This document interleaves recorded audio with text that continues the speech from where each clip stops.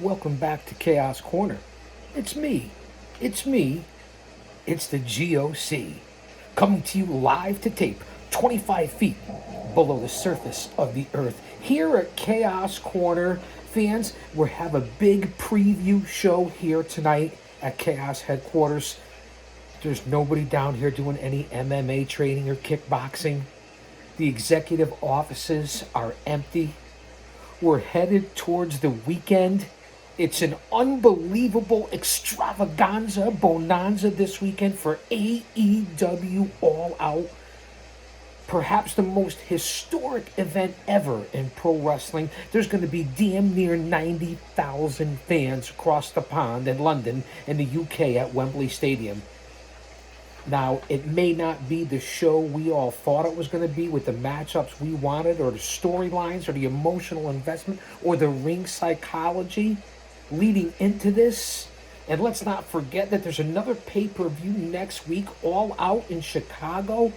So let's take it for what it's worth. Let's enjoy it. It'll be worth your $50. There's 10 matches, the 0-hour pre-show. So that's what we're going to do here today on Chaos Corner. We're going to give you a preview of AEW All In. I'll give you my predictions, rumors, news, and notes, things that I think I might know through the underground.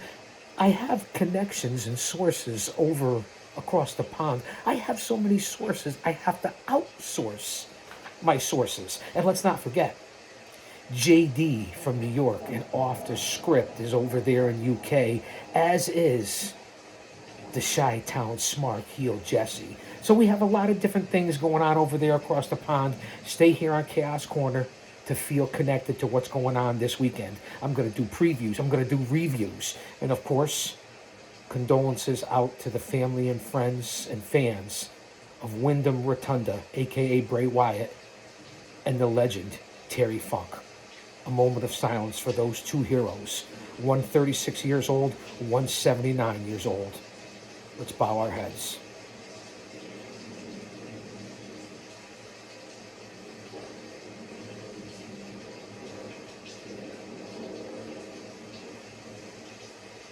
All right, fans, thanks for being back here on Chaos Corner. A preview of AEW All In. We just had a quick moment of silence for Bray Wyatt, stunned within the last day in the news of Wyndham Rotunda. Bray Wyatt at 36 years old. I don't like to throw rumors out there, but this is public knowledge. It's been put out there by many news sites and family and friends and people that are allowed to do this. Supposedly at 36 years old, he had heart issues. He did catch the virus, the COVID, whatever you want to call it. There's no censors here. Fuck the FCC. But with that being said, and no offense, it's a work. I'm only kidding you. You know my running feud with those guys, right? Anyway, I'll say that to say this because I tell it like it is. He had heart issues, but he was coming back. He was healthy. This is through the words of the family and friends of Wyndham Rotunda, Bray Wyatt. Was making a comeback, but then succumbed to a heart attack. That's what I've been told. Whether it's vaccine related, heart related, issue related, pandemic related, I don't know. It's not my business. It's not here to say. And does it really matter at this point? Because I don't think it does. Terry Funk, he was 79. He was battling dementia. He was fighting for his life over the last few years. With that being said, that's why we just came out of that moment of silence. Let's go into All In. Fans, go back and check out here on the channel, Guardian of Chaos, the YouTube channel, the mothership, if you will. Go up back and check out the tribute show I just did. It's about an hour on a tribute to the legend, the icon that we were just talking about, Mr. Terry Funk. And you guys will understand my connection and chance to appear with Terry Funk and just a brief synopsis of Terry's overall career. So check it out on the channel. Hit the like button. Subscribe. And we're going to do the same thing here with All In. This will be up before the Sunday afternoon pay-per-view, which is going to be about 1 p.m. Eastern Standard Time here in the United States. Good old USA, if you will. So let's move on to Silver Lining, because the show must go on. That's what Funk would want. That's what Wyndham Rotunda would want. That's what I think all of the fans want. So, again, condolences from the bottom of my heart. And thank you guys for being here on the channel, Guardian of Chaos YouTube. Follow me on Twitter the X, if you will, at Big Daddy GOC. And the GOC stands for the Guardian of Chaos. On Instagram, it's the Guardian of Chaos. On Facebook, there is 2 accounts. That's right, there's 2. Jay Brony. That's right, Jay Brony. And Prodigio Fidelis El Guardian. Follow me on Getter, Gab, Truth Social, Rumble. I cover it all in the IWC for you, the fans. One man, unique, unedited, unscripted, raw dog, no edit button, no paywall, no super chat, no Patreon. Coming to you live to tape with my experience, my background, and my point of view for you, my subscribers and fans. And if you don't like it, change the channel. With that being said, almost 90,000. And what are your guys' thoughts and ideas on what's coming in All In?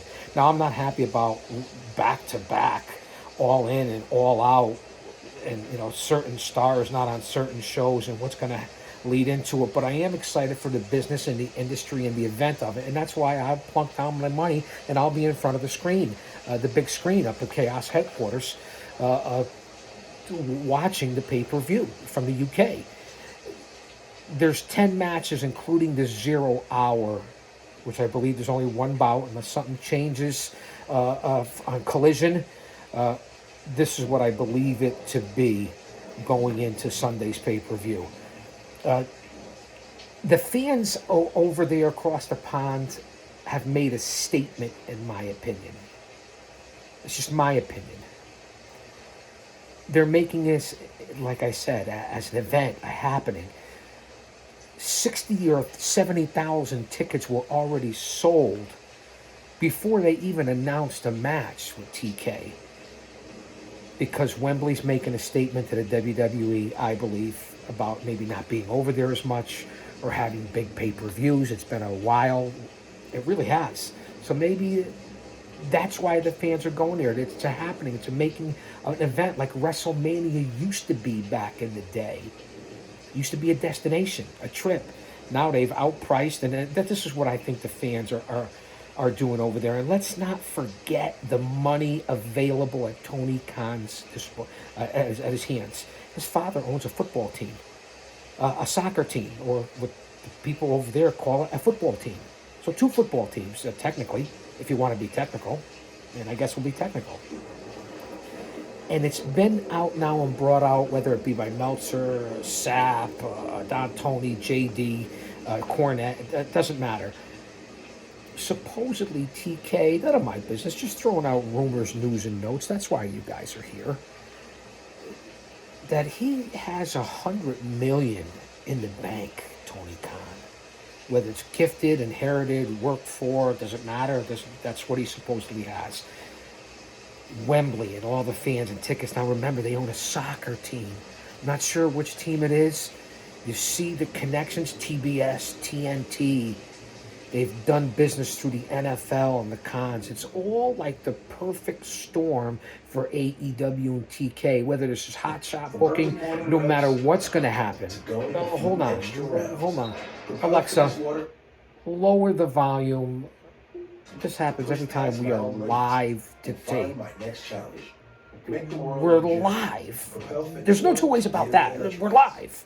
But we are taping this. So this is a live distraction. No edit button, no fast forward.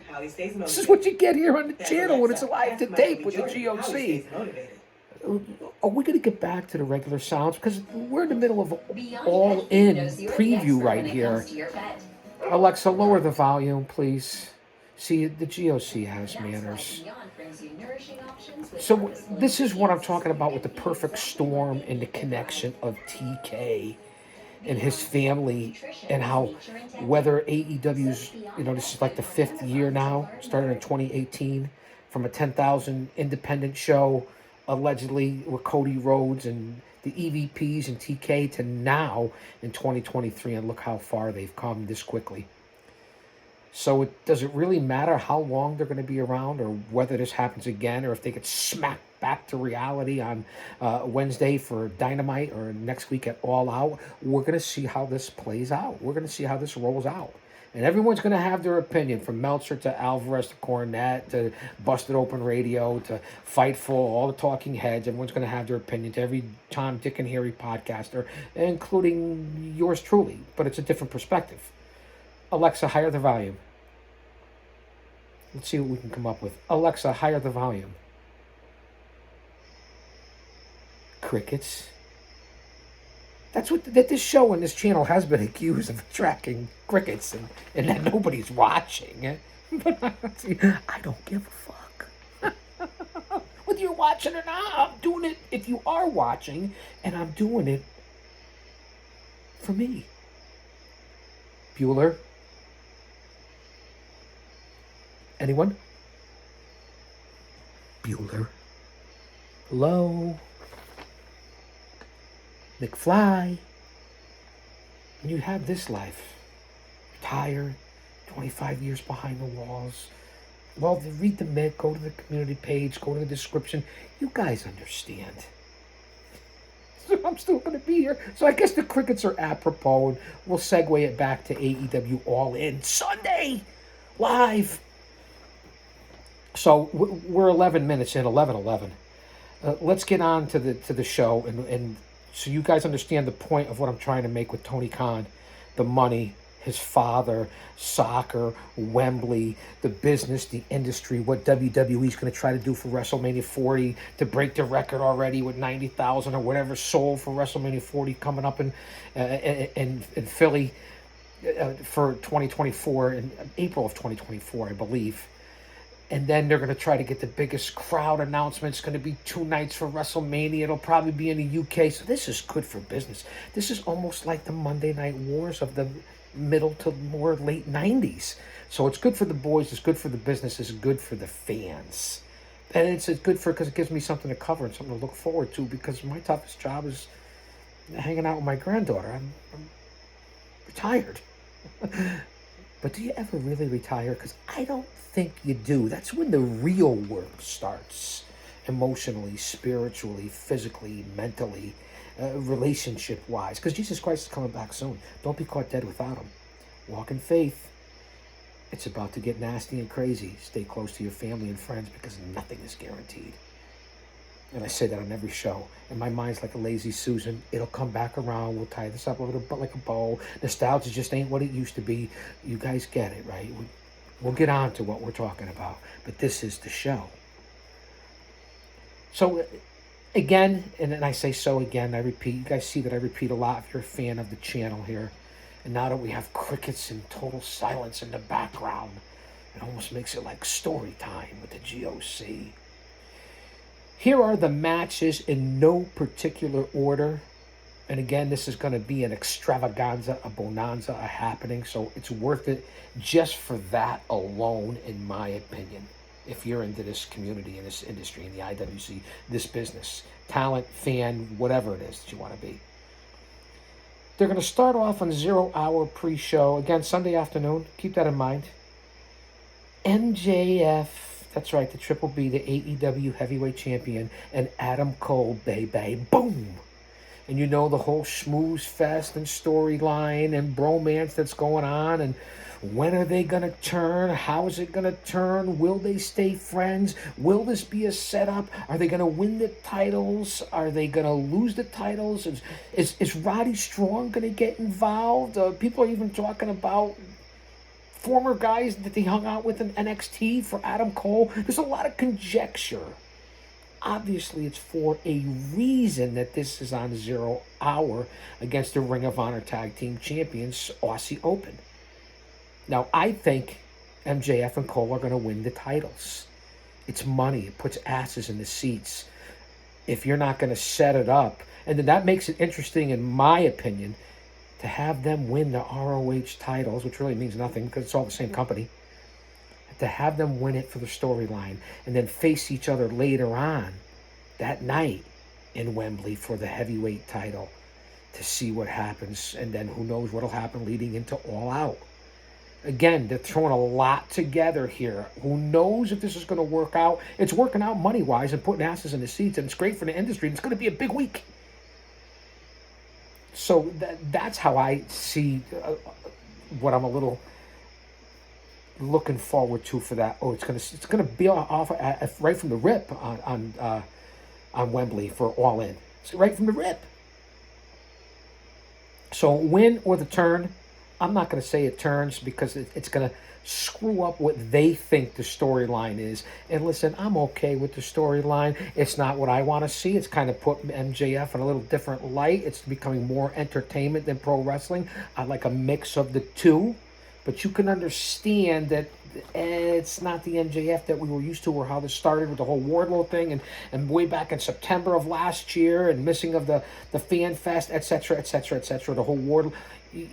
So a little disappointed in that, but I'm not going to bitch and complain as someone in the IWC, but I am going to tell you the truth. I am going to tell it like it is. I'm going to give you the good, the bad, and the ugly. So that's going to be interesting to see here on the 0 Hour pre-show and what they're going to open up with. So it's going to start right from the rip. That's my prediction. I believe MJF and Cole will win the titles. And if they don't, then we're going to win either way. This match sets up for a win either way. On the few matches out of the 10, I'm not going to shit on the card. It's certainly not what we thought it would be when this was first announced. That's for sure. Some big names not going to be here. Some injured. Bryan Danielson, Jamie Hayter, Thunder Rosa. Some just they're going to use because they got such a big roster, which is not a bad thing. People get forgotten in storylines. You have 3 different TV shows and back-to-back pay-per-views. Everything's kind of being the pacing and rush through it. And Miro and Hobbs are being saved for All Out. 2 guys not on here. Luchasaurus, okay, I'm not saying anything, whether I'm a fan of these grapplers or not. I believe he's set up to be against Darby, but I believe Darby is on the show. I got to look through the whole lineup here. Of course, he is a coffin match. But you know what Bully Ray said to me back in 06, 07, when I was with the Oman Tortuga and Diablo Santiago, the Outcast Killers. We were going for the NWA World Tag Team titles in a series of tables matches against Team 3D, the Dudleys, Bully and Devon, Bubba, whatever the fuck you want to say. Unbelievable bouts, and they taught me a lot. And it really is unbelievable to be with some of these guys. I've had a chance to, they've allowed me to work with them. And Bully gets me in the back after taking, the what's up and, a couple of different, we're going to try to test his strength, so on and so forth, my spots. He said, give Big Daddy 5 spots, he'll fuck up 4 from in jest, but it was in the locker room. It was fun. I take that as a compliment. Just like someone says you're a mark. That's right, I'm a mark. We all are. We're fans. But just as, if you know the channel and me and the stories, you know the infamous Bully Ray story. What a time, what a day. It wasn't that long ago. So you get it with the coffin match. I know Darby's in there. Hello. Here we go in no particular order. We talked about the pre-show, MJF and Cole, Aussie Open, and what I think is going to happen. You guys leave a comment, a like, get us in the algorithm. Again, that's what I believe will happen on 0 Hour in the pre-show. And MJF is what I want to see. Again, Cole doesn't move the needle for me, but you can't deny what he did in NXT or what he's doing now in this storyline. Kind of saved his career in AEW right now. So we'll segue right into the coffin match since I was questioning Darby Allin. Again, no particular order here. Darby Allin and Sting. That's for you, Shivani. Taking on Swerve Strickland and last-minute replacement Christian Cage, who is a fucking prick and an asshole right now, and I love it. But they kind of kicked AR Fox to the curb. They won't say it. I don't know who will say it. I'll come out and say it because it was supposed to be Fox and Strickland against Darby Allin and Sting. And who knows how far Sting's going to go in his 60s and what they're going to get him to do. So I'm kind of glad maybe that Fox got snubbed. Not glad because I know him personally. If we worked same events before. A great guy. Incredibly talented, gifted guy, and a good person. But to have Fox get bumped out of the Mogul Embassy and kind of like maybe didn't give that big match feel. He's not known internationally, which I think is BS. How are you going to be known? And the guy certainly fits the bill. He's technically qualified. I mean, AR Fox is one heck of a talent. But so he kind of got kicked to the curb. It's great to see Christian Cage because he really is a legend, a Hall of Famer, obviously. My connection of hanging out with Christian when he was the NWA World Heavyweight Champion. Go back and check out the pictures on the community page. Worked some of the same events. Again, a great guy. So the personal connection you get here on this channel of some of the guys, whether they're legends, heroes, rookies, young lions, that I've worked with and been associated with in this business. So that's what makes this channel unique, one of a kind compared to anyone else. Darby and Sting against Swerve and Christian. So who knows? Is Nana going to be ringside? Anybody from Brian Cage going to be around? Although Christian Cage is put in there. Strickland, it looks like he put on some size, put on some bulk. The Mogul Embassy thing, I wasn't crazy about it. I don't think he's being technically used in the right way, Strickland, because he's an unbelievable talent. I've called his matches before at Paradise Alley Pro Wrestling. Again, that's why you're here, the connection. Yeah, same thing with Darby Allin, worked in the Evolve Paradise Alley Super Show, Evolve 95. It's on YouTube. Darby's an unbelievable athlete. Who knows how long he's going to last in the business, but kudos. I'll give it to Darby Allin and Sting in the coffin match. Come on. This is basically a no-brainer. Christian Cage or not. And I love Christian right now. He's doing perhaps some of his best work ever. AEW Women's Titles match. A four-way. The champion, Hiroko Shida, against Saraya, a.k.a. Paige, who's from the UK. Toni Storm, who's basically from the UK. Former champion. And Dr. Britt Baker, DMD, who carried this company its first couple years. Let's face it. Say what you want about Britt. I believe she was better the first couple of years of AEW than these last couple of years. It's my opinion of Britt Baker. Solid worker. Carried this company to begin with. The best out of these four, in my opinion, these four ladies, these four talented grapplers. Shida, unbelievable talented, quality a technician in that ring, has come a long way from the Rising Sun, from the Orient, the current AEW Women's Champion. We know the history of Paige, a.k.a. Saraya, having two ladies from the UK, from across the pond in this match. Interesting. In my opinion, the best grappler of the four is Toni Storm. She's already been the champion. Britt Baker's already been the champion. Shida is the champion. Will they give it to Saraya? I don't know what her, fan meter is over there in the UK at this present moment and everything that she's been through. And I really don't think she's qualified like she used to be anymore. It's just my opinion. She never tickled my fancy anyway. I believe they should give it to Toni Storm. But I wouldn't be disappointed if Shida retained because she's qualified. I think Toni Storm kind of got the raw dog a couple times by AEW. They tried to make it right. And, playing hot potato with this title. No Jamie Hayter, as I said. No Thunder Rosa. You got great ladies over in Ring of Honor, which is AEW, basically. Athena. Mercedes Martinez. Do I need to go on? I don't think I do. So in this four-way, and again, I wouldn't be disappointed. I've been a Baker fan. I wouldn't be disappointed if Shida retained, but I'm picking Toni Storm in the four-way for the women's title. Doesn't feel right that they're going to change it over there, but this is going to be a fucking happening. That's why we're all going to be there, right? In a trios match, a six-man tag team match. Come on, man. It's a six-man tag team match. The legendary six-man tag teams back in the day. The Russians, the Four Horsemen, the Fabulous Freebirds. Do I have to go on? Trios match. It's a six-man fucking tag team match. The Golden Elite, Snake Plissken, cowboy shit, Hangman Page. Cheers.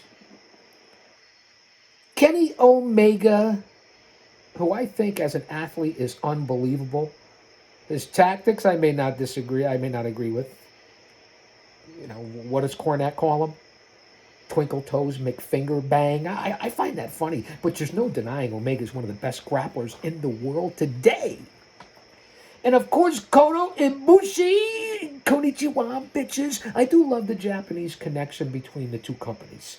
New Japan, Ring of Honor, AEW, and working together because you get to see all the talent. I do like that. So the Golden Elite, Ibushi, Omega, and Hangman against Takeshita. People say Takeshita, Takeshita, Koneski Takeshita.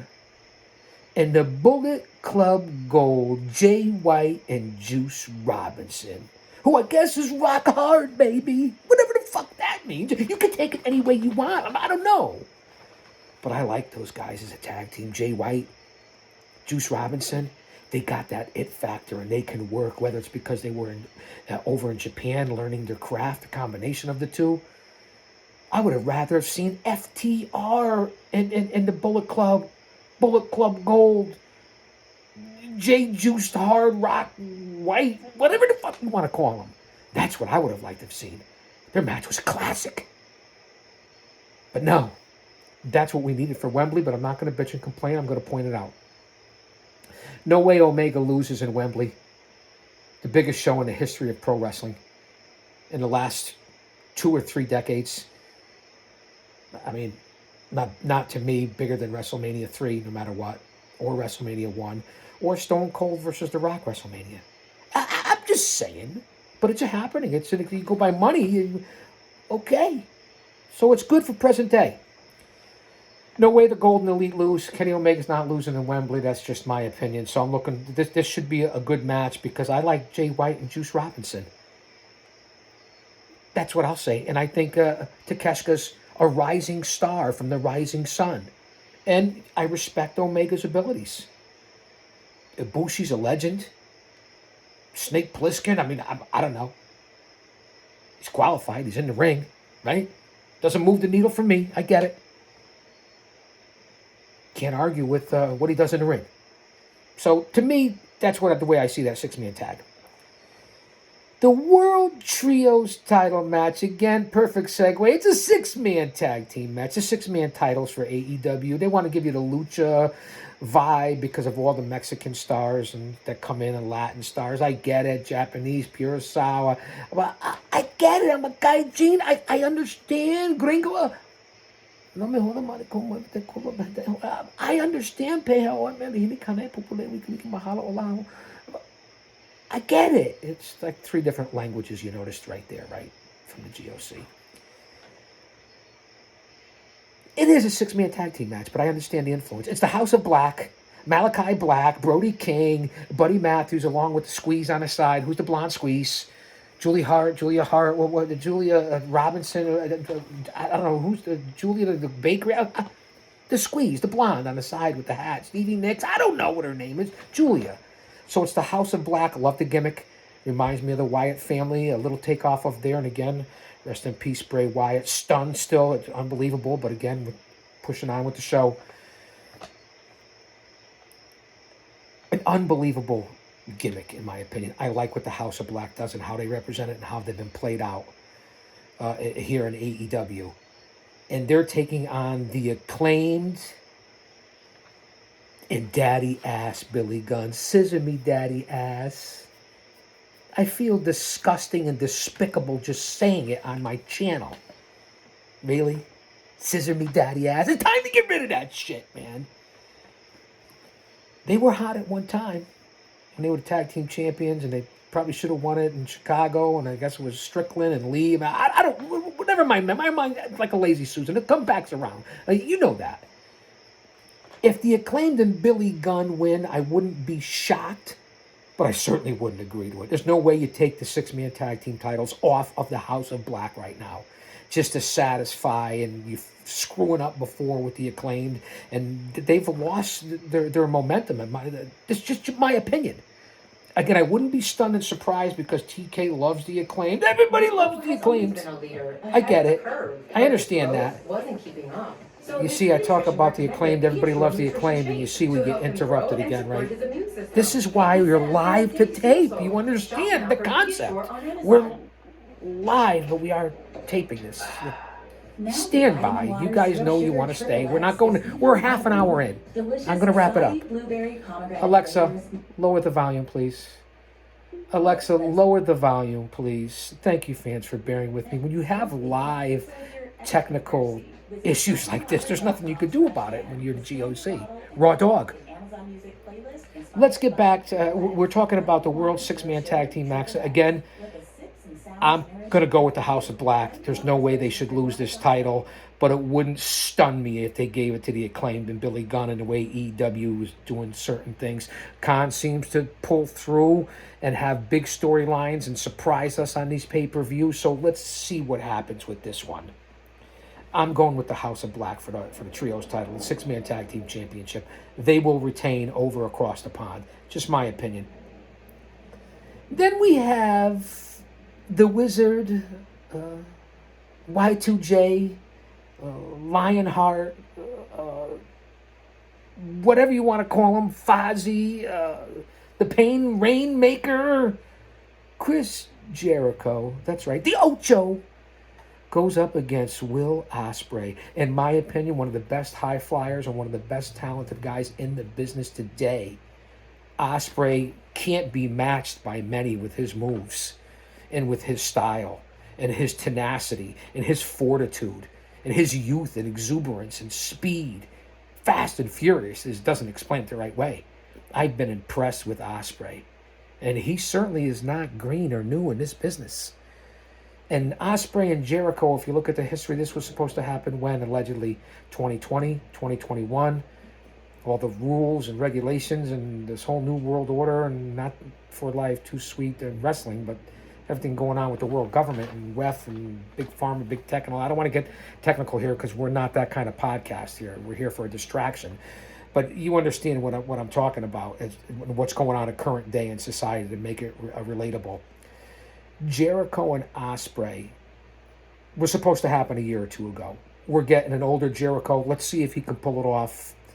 He has been given the rub to the younger guys lately. I'll give him credit for that. He carried this company to begin with the first couple of years at least.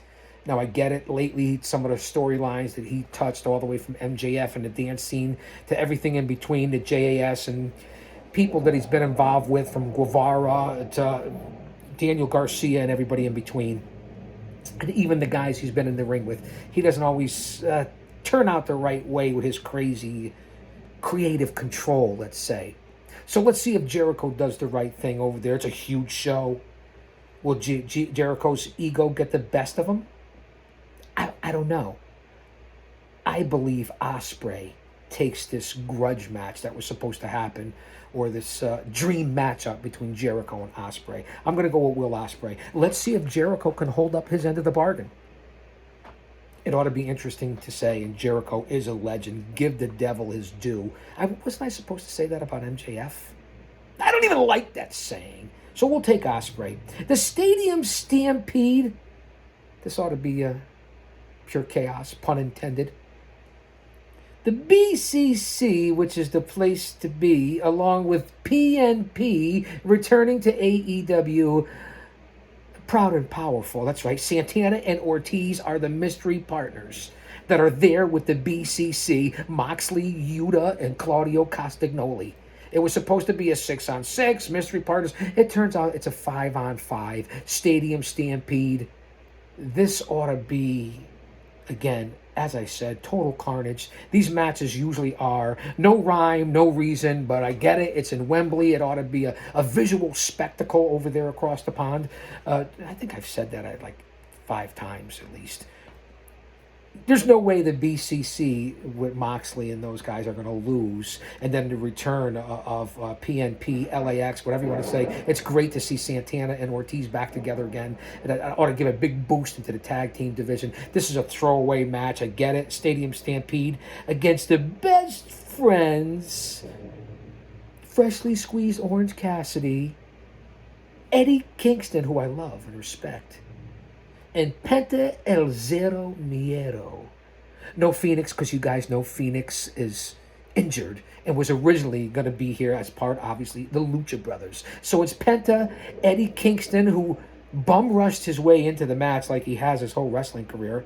The Best Friends and Orange Cassidy, your international championship in this crazy stadium stampede. We see the Anarchy Arena. We see the original stadium stampede back at Jacksonville and Daly's Place, wherever they were, the Jaguar Stadium. So we know this is going to be basically blood and guts all over again. Let's see what happens, because it will be in front of 90,000. It's going to be, like I said, a visual spectacle to begin with, and no way the BCC and PNP are going to lose over in Wembley. I think that rhymed. That's my prediction for the Stadium Stampede. Then we go to the AEW World Tag Team titles. You know how I felt about it. I would have loved to have seen FTR against Juice Robinson and Jay White, but we can't always get what you want. Let's throw a little classics. You can't always get what you want, but sometimes you find out. I think it goes that way. You just might get what you need. Little UK Rolling Stones. You see the connection there, right? The relatability. I think I got the words wrong. Refer to Bully Ray in that comment I said 10 minutes ago. Tag team titles. The Young Bucks, the EVPs, and FTR. Now, I'm going to say this to say that and that to say this because I tell it like it is. Do you think the Young Bucks really, with their egos and what we've learned in the background, although not being there, it's all hearsay, speculation, rumor, innuendo, I get it. Do you think the Young Bucks want to lose in front of family and friends in the biggest historic event in pro wrestling to current day? I don't know if they're going to allow that to happen. But does FTR lose the titles? I say no. Does this lead into something for next week at All Out? Will the EVPs allow this to happen in TK? Either way, they're both great tag teams. But the Young Bucks are no FTR, who I believe is the best tag team in the world. And let's not talk about Cash Wheeler and, and he's no Kenny Omega. I mean, I get it. Things happen. When people, hey, fuck around and find out is what I say. You feeling froggy leap? I mean, that's just the way it is, man. So we don't want to get into the whole personal speculation here of Cash Wheeler and what's going on currently there. Tag team titles, again, won't be shocked and stunned if the Jackson boys win. Again, great athletes, I can't deny that. Entertaining, but you know what you're getting. No fucking way should they beat FTR. I won't be surprised. I don't mean to cuss. I know I've done it several times. I apologize from the bottom of my heart. But it's just my raw emotion and reactions that come to surface. FTR is the best tag team in the world, but they haven't always been booked the right way, nor the tag team division. Do the Young Bucks win? What do you guys think? I'm taking FTR. Let's see where it rolls out down the road. Not the matchup I wanted to see, but I'm not going to complain. A lot of these matches were thrown together. Tag team matches, trios matches, six-man tag team matches, four-ways. I don't like it. Give me traditional tag team. Give me the traditional one-on-one matchup. I'm old school. I'm traditional. I'm just telling you how my opinion and where I'm coming from. This is Chaos Corner. FTR, my opinion. We'll see what happens. Could be a screw job. You guys know that. Same thing with the Stadium Stampede. Where are the JAS guys going to be? I know they all broke up. Garcia, Daddy Magic, Cool Hand Luke, the Nipples Are Hard, whoever the fuck name is, Jake Hager, the Hat. I know that Spanish guy. Who knows what's going to happen? There's some speculation. Going to be 90,000 people there. TK always does something crazy on these pay-per-views to make it memorable. That's what I'm expecting. Let's see.